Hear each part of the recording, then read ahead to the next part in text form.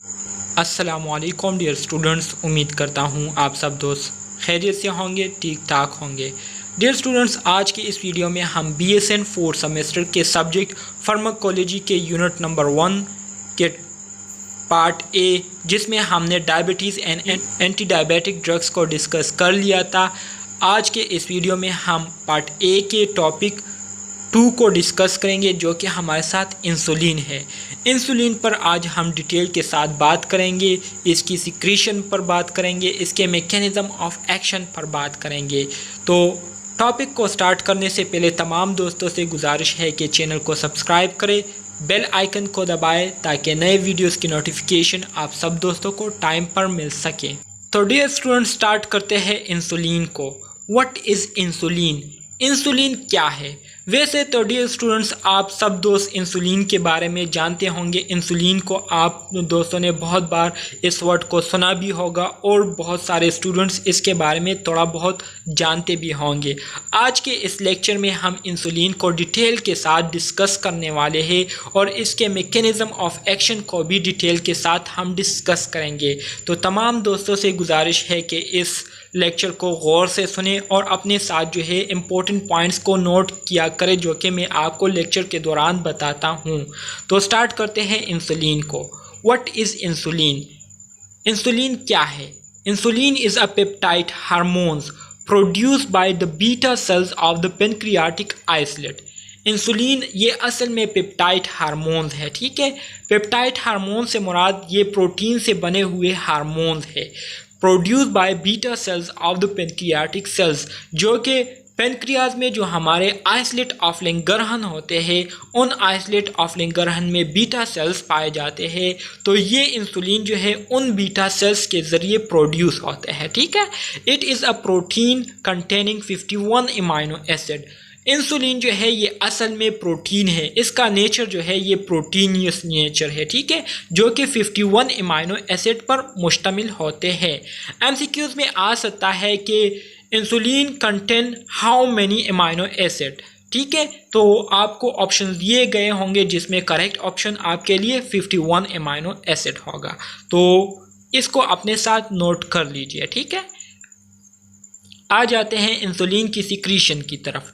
Insulin is released from pancreatic beta cells in response of variety of stimuli। Insulin जो कि beta cell से release होते हैं, ठीक है। तो इनकी जो रिलीज़ होती है या सिक्रीशन होती है, तो ये मुख्तलिफ स्टिमुलाई के नतीजे में ये जो है रिलीज़ होते हैं बीटा सेल से। स्पेशली ख़ास तौर पर ग्लूकोज एंड इंक्रेटिन, ख़ास तौर पर ग्लूकोज एंड इंक्रेटिन ये एज ए स्टिमुलस काम करती है और एज ए स्टिमुलस जो है ये और अपना रोल परफॉर्म करती है इंसुलिन को सिक्रीट होने में, इंसुलिन को रिलीज़ करने में बीटा सेल से, ठीक है। Basal insulin value of 30 to 90 picomole पर लीटर, ठीक है। इसी तरह से जो बेसल इंसुलिन वैल्यू है, ठीक है, हमारे बॉडी में वो 30 से लेकर 90 पिकोमोल पर लीटर है। पर लीटर ब्लड में जो है 30 से लेकर 90 पिकोमोल इंसुलिन जो है ये पाया जाता है, ठीक है। Insulin secretion. Insulin is released from pancreatic beta cells in response to glucose and certain peptide hormones। जैसे कि मैंने आपको स्टार्ट में बताया था कि इंसुलिन जो है ये हमारे पेनक्रियाज में आइसलेट ऑफ लैंगरहन होते हैं। उन आइसलेट ऑफ लैंगरहन में मुख्तलिफ टाइप के सेल्स होते हैं जिसमें बीटा सेल्स भी पाए जाते हैं। तो इन इंसुलिन की जो सिक्रीशन है ये असल में बीटा सेल से ये क्या होते हैं, सिक्रीट होते हैं। अब इन इंसुलिन को सिक्रीट होने के लिए एक स्टिमुलस की ज़रूरत होती है। तो ये स्टिमुलस का काम कौन सरअंजाम देता है? ये स्टिमुलस का काम जो है हमारे बॉडी में जो ग्लूकोज होते हैं वो एज ए स्टिमुलस काम करते हैं। इसके अलावा कुछ पेप्टाइड हार्मोन्स होते हैं जिसको हम इंक्रेटिन के नाम से जानते हैं, ठीक है। तो ये इंक्रेटिन एज ए स्टिमुलाई जो है काम करती है और इन बीटा सेल को स्टिमुलेट करती है कि वो क्या करे, इंसुलिन की सिक्रीशन करें, ठीक है। सो इंक्रेटिन में हमारे साथ फिर मज़ीद जो है पेप्टाइड हार्मोन है जिसको हम क्या कहते हैं, glucagon like polypeptide 1 and glucose dependent insulinotropic polypeptide. ये दो हार्मोन जो है ये क्या है, ये ग्लूकेगॉन की तरह काम करते हैं, जो कि ग्लूकोज की तरह होते हैं, और ग्लूकोज की तरह होने की वजह से ये क्या करते हैं, बीटा सेल को स्टिमुलेट करते हैं कि वो इंसुलिन की ज़्यादा से ज़्यादा सिक्रीशन करे। ठीक है डियर स्टूडेंट।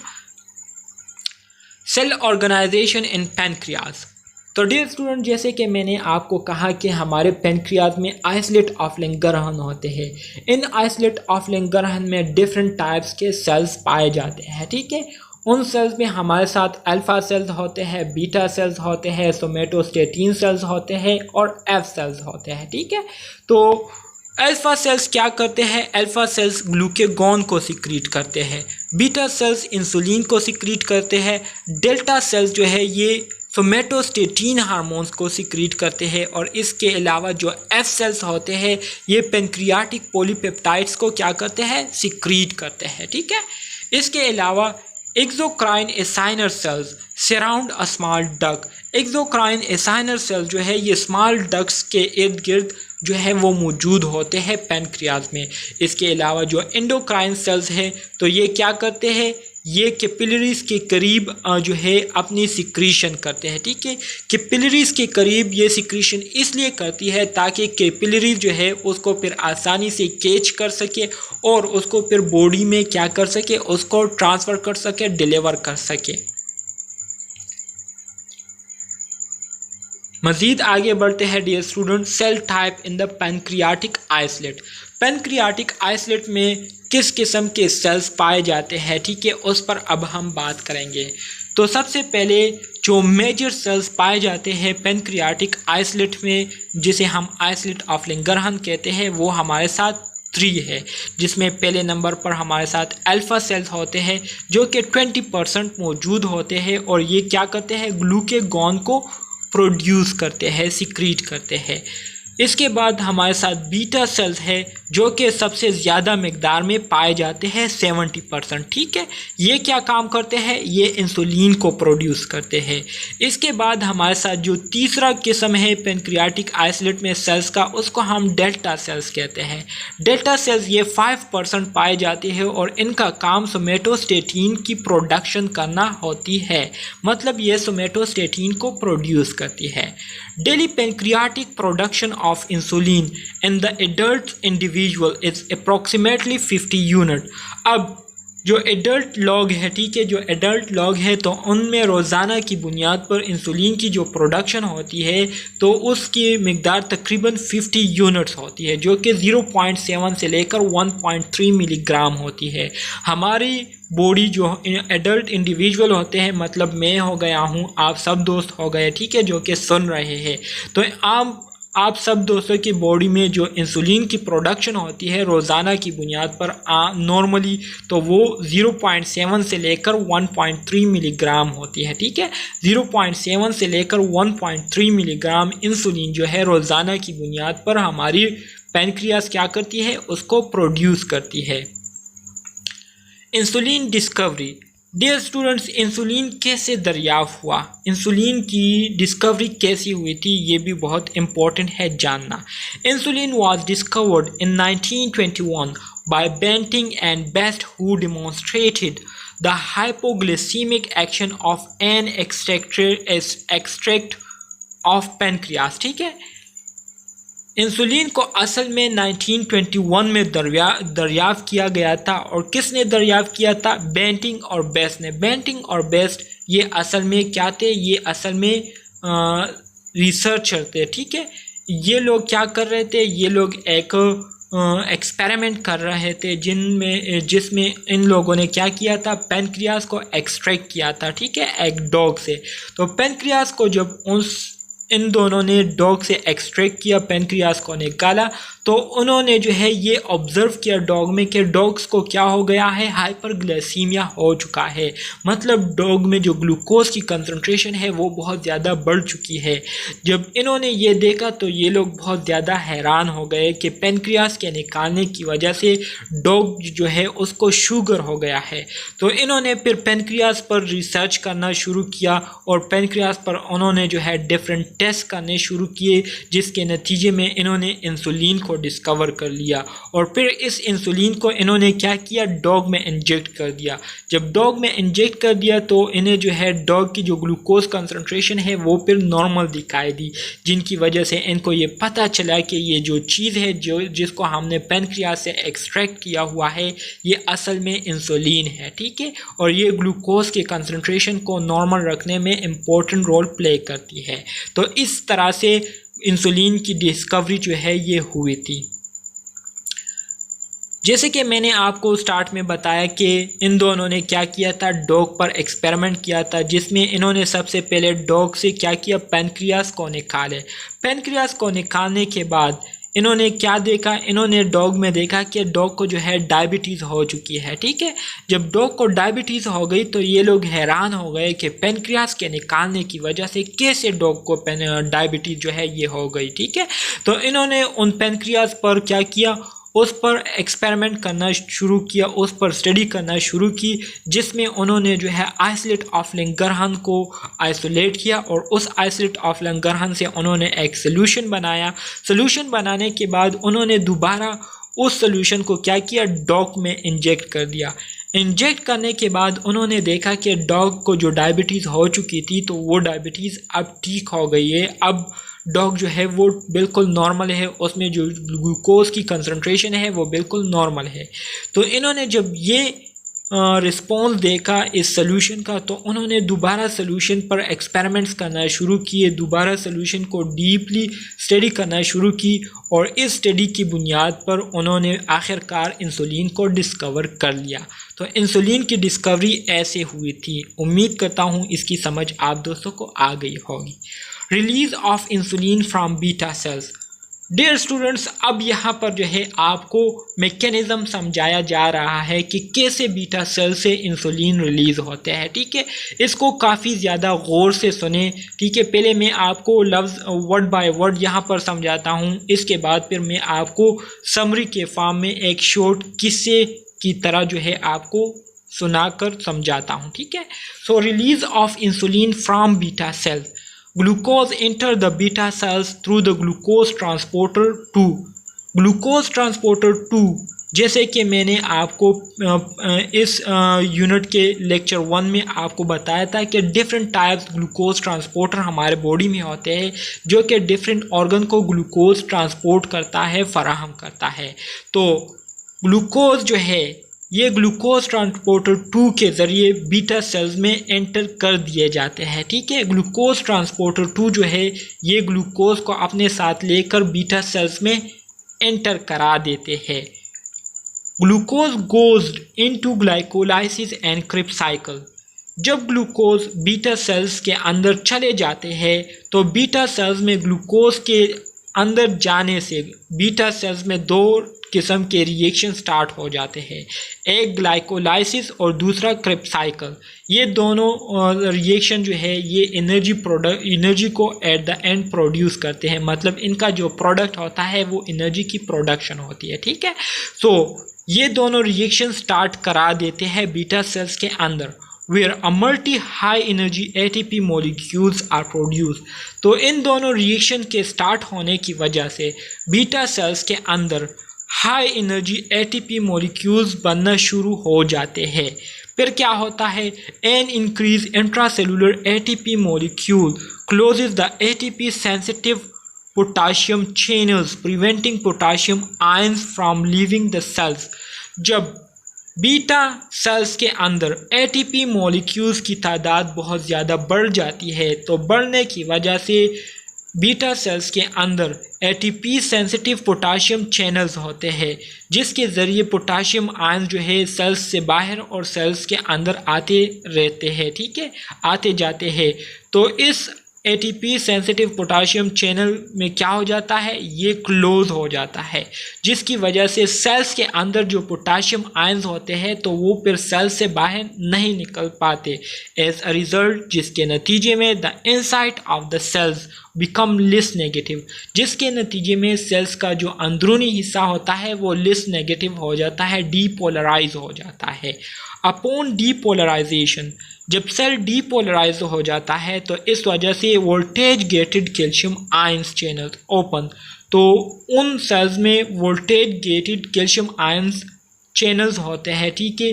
वो चैनल्स जो है, चैनल्स से मुराद रास्ते होते हैं, वो रास्ते खुल जाते हैं, which allow calcium ions to move into the cells, जिसकी वजह से कैल्शियम आयंस जो कि सेल्स से बाहर खड़े होते हैं वो भी सेल्स के अंदर आना शुरू हो जाते हैं। Then increased amount of calcium ions in the cells causes the release of stored insulin from secretory vesicles। जब कैल्शियम आयन जो कि सेल से बाहर होते हैं वो सेल्स के अंदर आना शुरू हो जाते हैं, तो इसकी वजह से कैल्शियम आयंस की कंसंट्रेशन इनसाइड सेल्स वो बढ़ जाती है, जिसकी वजह से क्या होता है, हमारे सेल्स के अंदर सिक्रेटरी वेसिकल्स होते हैं, बीटा सेल्स के अंदर उस सिक्रेटरी वेसिकल्स में इंसुलिन स्टोर्ड हुए होते हैं। तो इस कैल्शियम आयंस के अंदर आने की वजह से वो सिक्रेटरी वेसिकल बढ़ जाते हैं और इसी तरह से इंसुलिन जो है उससे रिलीज हो जाता है और बीटा सेल फिर उसको बाहर की तरफ सिक्रीट कर देते हैं। तो इस तरीके से इंसुलिन जो है ये बीटा सेल से रिलीज होते हैं, ठीक है। अब मैं आपको एक शॉर्ट समरी करके बताता हूँ पूरे प्रोसेस को। सबसे पहले ग्लूकोज ट्रांसपोर्टर क्या करते हैं, ग्लूकोज को लेकर इसको बीटा सेल्स की तरफ ले जाते हैं और बीटा सेल्स को दे देते हैं। जब ये ग्लूकोज बीटा सेल्स के अंदर चले जाते हैं तो इन ग्लूकोज के जाने की वजह से बीटा सेल्स के अंदर दो किस्म के रिएक्शन स्टार्ट हो जाते हैं। एक हमारे साथ ग्लाइकोलाइसिस होता है और दूसरा हमारे साथ क्रिब्स साइकिल होता है। जैसे कि आप सब दोस्तों को पता है कि दोनों रिएक्शन का जो एंड प्रोडक्ट होता है वो एनर्जी की प्रोडक्शन होती है, एनर्जी को प्रोड्यूस करता है in the form of ATP. तो इन दोनों रिएक्शन की वजह से बहुत ज़्यादा मिकदार में एटीपी मॉलिक्यूल्स ये बीटा सेल्स के अंदर बन जाते हैं। बीटा सेल्स के अंदर एटीपी मॉलिक्यूल्स के बनने की वजह से, बहुत ज़्यादा मिकदार में होने की वजह से इस सेल्स के अंदर एटीपी सेंसिटिव पोटाशियम चैनल्स होते हैं, ठीक है। पोटाशियम चैनल से मुराद पोटाशियम के लिए रास्ते होते हैं जिसके ज़रिए पोटाशियम आते जाते रहते हैं। तो वो पोटाशियम चैनल क्या हो जाते हैं, बंद हो जाते हैं। जब पोटाशियम चैनल बंद हो जाते हैं तो इस वजह से फिर पोटाशियम आयन जो कि सेल्स के अंदर होते हैं वो सेल्स से बाहर नहीं जा पाते। तो इसी तरह से सेल्स के अंदर पोटाशियम की कंसंट्रेशन बढ़ जाती है, जिसकी वजह से सेल्स जो है वो लेस नेगेटिव हो जाते हैं, डीपोलराइज हो जाते हैं। डीपोलराइज होने की वजह से सेल्स के दूसरी साइड पर दूसरे रास्ते होते हैं जिसको voltage gated calcium ions channels कहते हैं, जो कि कैल्शियम आयंस को बाहर और अंदर ले जाने के लिए यूज़ होते हैं। तो ये रास्ते जो है खुल जाते हैं और इसी तरह से सेल्स के बाहर जो कैल्शियम आयंस मौजूद होते हैं वो सेल्स के अंदर दाखिल होना शुरू हो जाते हैं और इसी तरह से सेल्स के अंदर कैल्शियम आयंस की जो कंसंट्रेशन है वो बढ़ जाती है। इसके साथ साथ डियर स्टूडेंट्स आपको बताता चलूँ कि बीटा सेल्स के अंदर सिक्रेटरी वेसिकल्स होते हैं। इन सिक्रेटरी वेसिकल्स में क्या होते हैं, इंसुलिन स्टोर्ड हुए होते हैं।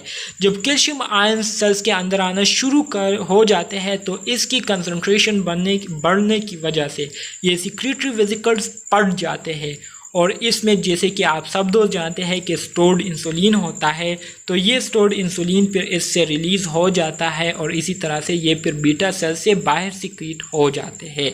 तो ये पूरा प्रोसेस जिसके ज़रिए इंसुलिन रिलीज़ होते हैं वो डियर स्टूडेंट्स मैंने आपको बहुत शॉर्ट करके आसान अल्फाज में यहाँ पर समझा दिया है।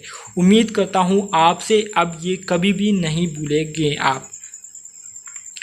हाउ इंसुलिन एक्ट, अब इंसुलिन तो रिलीज़ हो गया है लेकिन इंसुलिन अब कैसे काम करेगा, कैसे अपने रोल को परफॉर्म करेगा, अब यहाँ इसको समझते हैं। After insulin enter the circulation, जब इंसुलिन हमारे ब्लड स्ट्रीम में एंटर्ड हो जाता है, चला जाता है, दाखिल हो जाता है, पहुँच जाता है, इट डिफ्यूज़ इनटू टिश्यूज़, तो ये हमारे टिश्यूज़ के अंदर चले जाते हैं। Where it bound by receptor, जहाँ पर ये रिसेप्टर्स के साथ बाउंड हो जाते हैं, मतलब जुड़ जाते हैं। The insulin receptor consist of alpha सब यूनिट, ये इंसुलिन रिसेप्टर जो है अल्फा सब यूनिट पर मुश्तमिल होते हैं, which is entirely extra cellular having a recognition site, ये अल्फा सब यूनिट जो है इस पर एक ख़ास किस्म के रिकॉग्निशन साइट्स होते हैं, जगह होते हैं, ठीक है। and a beta subunit that crosses the membrane containing a tyrosine kinase। और इसके अलावा अल्फ़ा सब यूनिट के अलावा बीटा सब यूनिट्स होते हैं जिनका काम ये होता है कि ये मेम्ब्रेन से आर पार जाते हैं और इस बीटा सब यूनिट में टायरोसिन काइनेज एंजाइम्स पाए जाते हैं। The binding of an insulin molecule to alpha subunit, जब ये insulin molecule alpha subunits के साथ जुड़ जाते हैं तो इसकी जुड़ने की वजह से क्या होता है, activate the receptor by phosphorylation. तो फॉस्फोरिलेशन की वजह से ये क्या कर देते हैं, रिसेप्टर्स को एक्टिवेट कर देते हैं, रिसेप्टर्स को एक सिग्नल मिल जाती है, फॉलोड बाय सेवरल रिएक्शन, जिसकी वजह से कुछ रिएक्शन होते हैं सेल्स के अंदर रिप्रेजेंटिंग इंसुलिन सेकेंड मैसेज, जो कि इंसुलिन के सेकेंड मैसेज को रिप्रेजेंट कराती है, and exert multiple effects on glucose regulating organ. और इसी तरह से वो ऑर्गन जो कि ग्लूकोज को रेगुलेट करती है तो उस पर मल्टीपल इफेक्ट्स जो है वो प्रोड्यूस कराती है और उस पर मल्टीपल इफेक्ट्स को काज कराती है। तो इस तरह से इंसुलिन काम करता है, ठीक है। तो ये मैकेनिज़्म ऑफ इंसुलिन को आप स्टूडेंट्स को डायग्राम्स के ज़रिए यहाँ पर अब समझाया जा रहा है। ये पूरा प्रोसेस है जो कि मैंने आपको इससे पहले स्लाइड्स में बताया, ठीक है। तो ये डायग्राम आप ख़ुद भी देख सकते हैं, आपको इसकी समझ आ जाएगी, बहुत ही आसान है dear students. Effects on liver, अब इंसुलिन का जो है लिवर पर क्या असर पड़ता है इसको अब हम डिस्कस करेंगे। डिफरेंट ऑर्गन पर इंसुलिन के क्या असरात होते हैं इसको डिटेल के साथ अब समझेंगे। सबसे पहले हम बात करेंगे लिवर की, ठीक है। लिवर की हम बात करेंगे कि लिवर पर इंसुलिन के क्या असरात होते हैं। जब इंसुलिन लिवर में पहुंचता है तो लिवर में पहुंचने के बाद इंसुलिन क्या करता है लिवर में, सबसे पहले जो है इंसुलिन क्या करता है, इनहिबिट ग्लाइकोजिनोलाइसिस। सबसे पहले इंसुलिन जो है ग्लाइकोजिनोलाइसिस प्रोसेस को क्या करता है, स्टॉप करता है। ग्लाइकोजिनोलाइसिस से मुराद ग्लाइकोजन की ब्रेकडाउन, जब ग्लाइकोजन ये असल में हमारे साथ स्टोर्ड ग्लूकोज होता है, ठीक है। ग्लूकोज स्टोर्ड फॉर्म में जब होता है तो उसको हम ग्लाइकोजन कहते हैं। तो इंसुलिन क्या करता है, इस ग्लाइकोजन की ब्रेकडाउन का जो प्रोसेस है उसको क्या करता है, स्टॉप करता है, जिसकी वजह से ग्लाइकोजन जो है वो दोबारा ग्लूकोज में कन्वर्ट नहीं होता। एक काम ये हो गया। दूसरा काम इंसुलिन ये करता है कि ये इनहिबिट करता है ग्लूकोनियोजेनेसिस को। ग्लूकोनियोजेनेसिस ये वो प्रोसेस है जिसमें लिवर क्या करता है, नॉन कार्बोहाइड्रेट्स मॉलिक्यूल से लाइक प्रोटीन हो गए, लिपिड्स हो गए, ठीक है, इनसे क्या करते हैं, ग्लूकोज को बनाते हैं। तो इस प्रोसेस को इंसुलिन क्या करता है, लिवर में स्टॉप कर देता है, जिसकी वजह से लिवर फिर नॉन कार्बोहाइड्रेट प्रोटीन से जो है नॉन कार्बोहाइड्रेट मॉलिक्यूल से ग्लूकोज को नहीं बना पाते। इसके साथ साथ प्रोमोट ग्लाइकोजन सिंथेसिस, इंसुलिन जो है ग्लाइकोजन सिंथेसिस के प्रोसेस को प्रोमोट कराती है, उसको एनहांस कराती है, मतलब ज़्यादा से ज़्यादा ग्लाइकोजन जो है ये बनते हैं, ग्लूकोज जो है ये कन्वर्ट होते हैं स्टोर्ड ग्लूकोज में, जिसको हम ग्लाइकोजन कहते हैं। इसके अलावा increase triglyceride synthesis, triglyceride synthesis को क्या करते हैं इंसुलिन, उसको बढ़ाते हैं, जिसमें लिपिड्स जो है वो बनते हैं, ठीक है। इफ़ेक्ट्स ऑन मसल्स, इंसुलिन का मसल्स पर क्या असरात होते हैं इस पर बात करते हैं। प्रोमोट प्रोटीन सिंथेसिस, सबसे पहले इंसुलिन मसल में क्या करते हैं, प्रोटीन की प्रोडक्शन को प्रोमोट कराते हैं। इसके साथ साथ इंक्रीज ग्लाइकोजन सिंथेसिस, ग्लाइकोजन की जो सिंथेसिस है उसको इंक्रीज कराते हैं। Increase glucose transport and glycogen synthesis, glucose के ट्रांसपोर्ट और ग्लाइकोजन के सिंथेसिस के प्रोसेस को क्या करते हैं, उसको इंक्रीज कराते हैं, मतलब ज़्यादा से ज़्यादा ग्लूकोज ट्रांसपोर्ट होते हैं और ग्लाइकोजन में कन्वर्ट होते हैं। Effects on adipose tissues, adipose tissues पर इंसुलिन के क्या असरात होते हैं। Lipogenesis as promote the storage of fat, insulin जो है एडिपोज टिश्यूज़ में लिपोजेनेसिस को क्या करता है, उसको प्रोमोट कराती है, जिसकी वजह से ज़्यादा फैट जो है वो फिर स्टोर्ड होते हैं in the form of lipids. इसके साथ साथ ग्लूकोज अपटेक को इंक्रीज कराती है कौन, इंसुलिन, ठीक है डियर स्टूडेंट्स। उम्मीद करता हूँ इसकी समझ आप दोस्तों को आ गई होगी। अब डायग्राम के फॉर्म में आप दोस्तों को यहाँ पर समझाया जा रहा है कि एडिपोज टिश्यूज़ में इंसुलिन क्या रोल प्ले करता है। सबसे पहले ग्लूकोज अपटेक को इंक्रीज कराता है, लिपोजीनेसिस को प्रोमोट करता है और लिपोलाइसिस मतलब लिपिड्स के ब्रेकडाउन को क्या करता है, उसको डिक्रीज करता है। इसके अलावा मसल्स में जो है इंसुलिन क्या करता है, ग्लूकोज अपटेक को इंक्रीज करता है, ग्लाइकोजन सिंथेसिस को बढ़ाता है और प्रोटीन सिंथेसिस प्रोसेस को बढ़ाता है। लिवर में इंसुलिन क्या करता है, ग्लूकोनियोजेनेसिस प्रोसेस को कम करता है, ग्लाइकोजन सिंथेसिस को बढ़ाता है और लिपोजीनेसिस सिंथेसिस को बढ़ाता है। स्टूडेंट मज़ीद आगे बढ़ते हैं। Various insulin preparation for detail please read Lippincott self study. ठीक है, सो इस तरह के हमारे साथ दूसरे सिंथेटिक इंसुलिन है, ठीक है, जिसके मुख्तलिफ फंक्शन है, तो उसको आप सेल्फ स्टडी के लिए अगर डीपली स्टडी करना चाहते हैं तो लिपिनकॉर्ड बुक से आप खुद स्टडी कर सकते हैं। यहाँ पर हम कुछ मंदरजा झेल इंसुलिन को क्या करेंगे, डिस्कस करेंगे।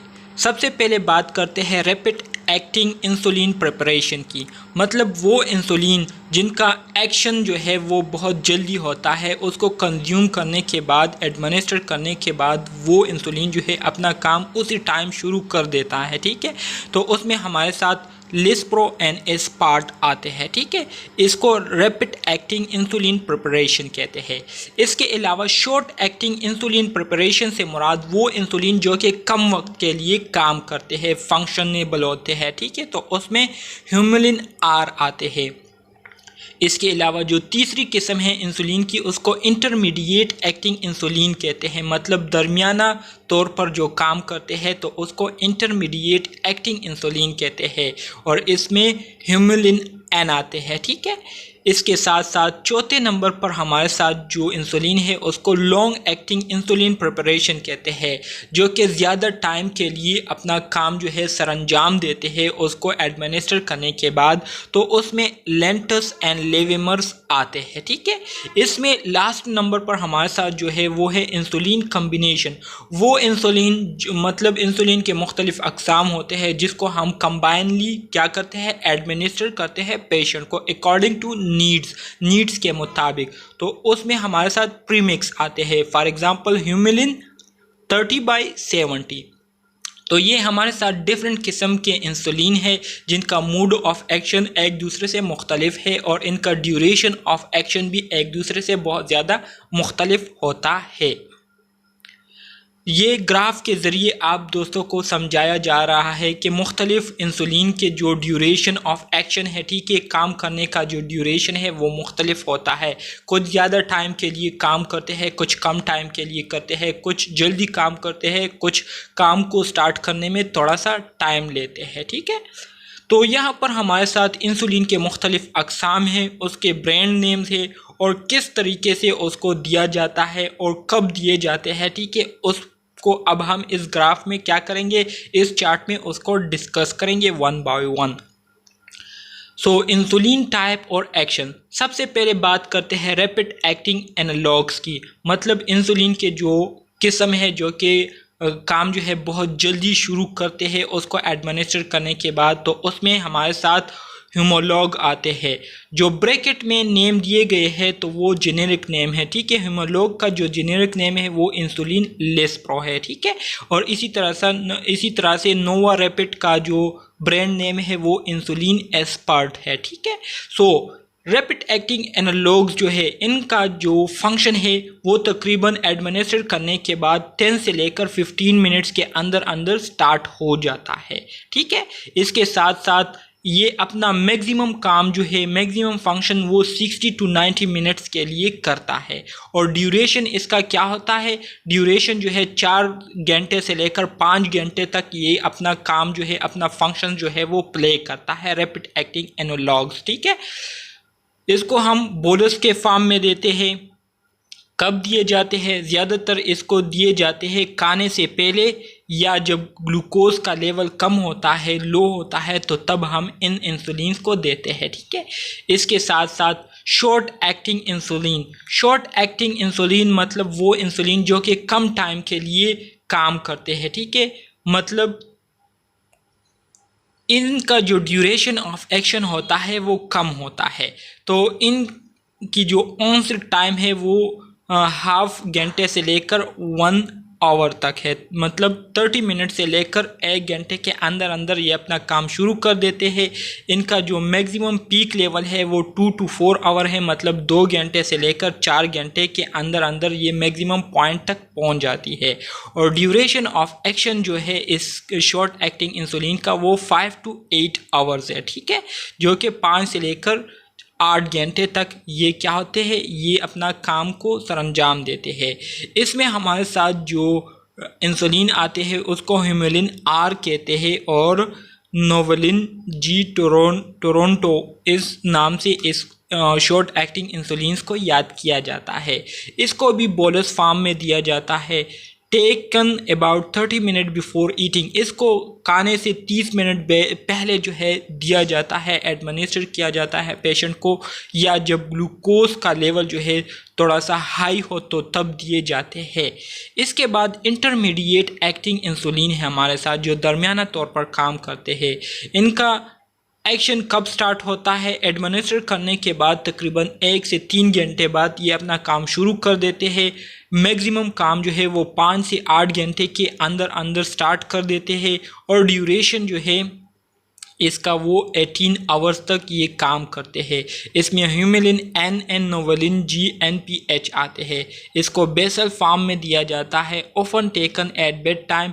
इसको ज़्यादातर जो है जब बेड टाइम होता है तो बेड टाइम के दौरान दिया जाता है, या दिन में 2 दफ़ा दिए जाते हैं, एक सुबह के टाइम, एक रात के टाइम।